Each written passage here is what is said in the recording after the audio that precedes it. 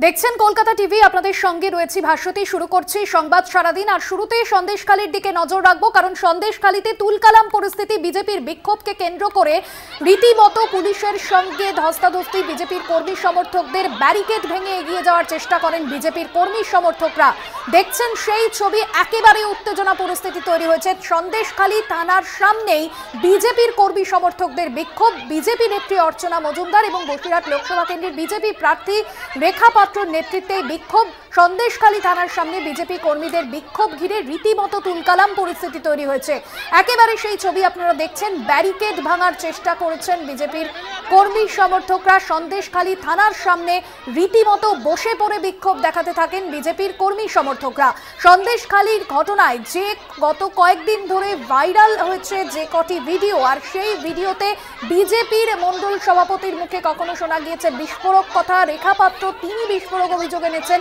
আর এই সমস্ত নিয়ে যখন সুর চড়াচ্ছে শাসক দল তৃণমূল কংগ্রেস, তারই মাঝে একেবারে বিজেপির কর্মী সমর্থকরা বিক্ষোভ দেখাচ্ছেন। থানার সামনে তারা বিক্ষোভ দেখাচ্ছেন। ধুন্ধুমার পরিস্থিতি তৈরি হয়েছে সেখানে। দেখছেন সেই ছবি। বিজেপির মহিলা কর্মী সমর্থকরাই কিন্তু মূলত এই বিক্ষোভ দেখাচ্ছেন।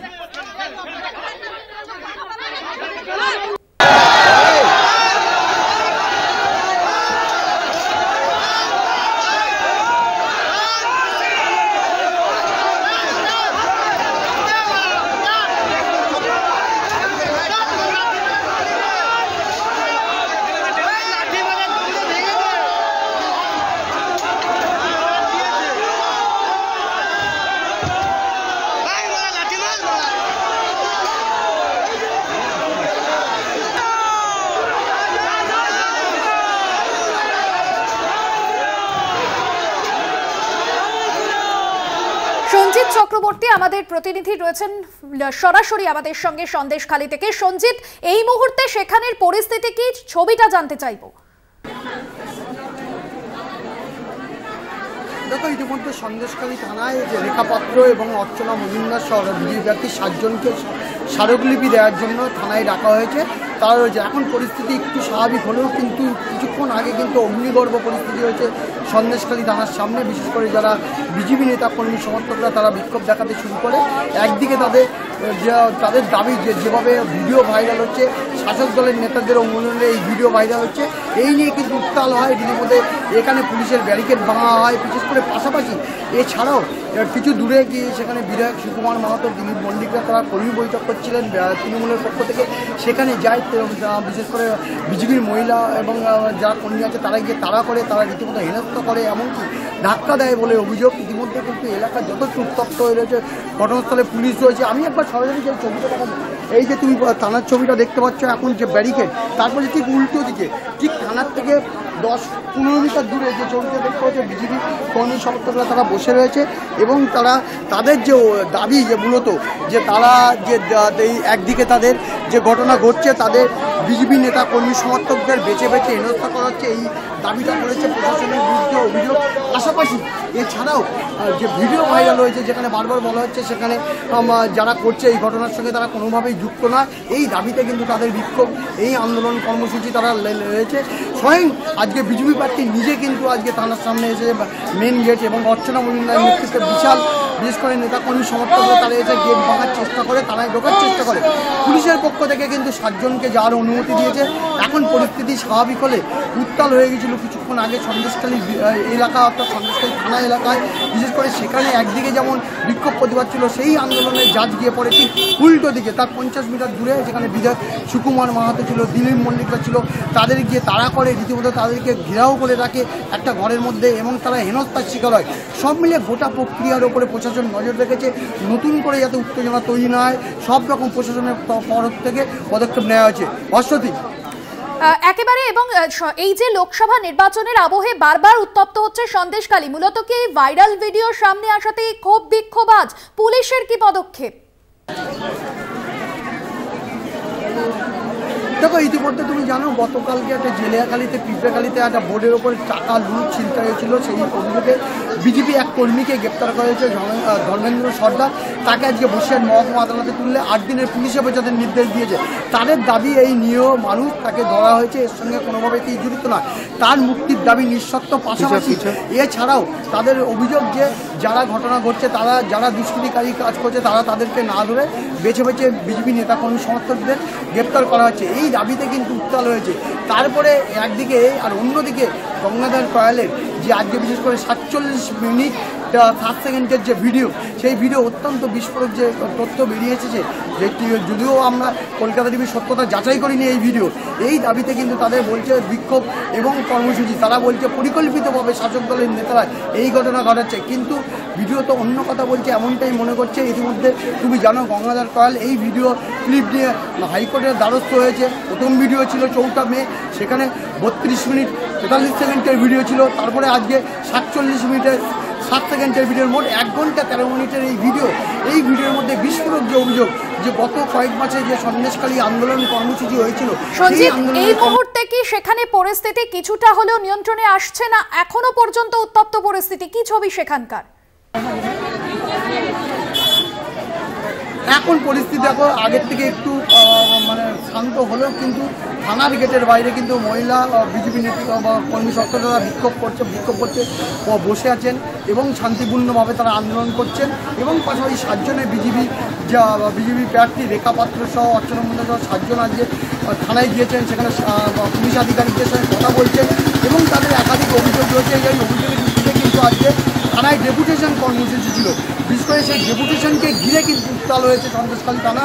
স্মারকলিপি দেয়াকে কেন্দ্র করেই কিন্তু বিজেপি কর্মী সমর্থকরা তারা থানার মূল গেটের সামনে যে ব্যারিকেড ছিল সেই ব্যারিকেড ভেঙে তারা ঢোকার চেষ্টা করে, পুলিশ ব্যারিকেড আটকায়।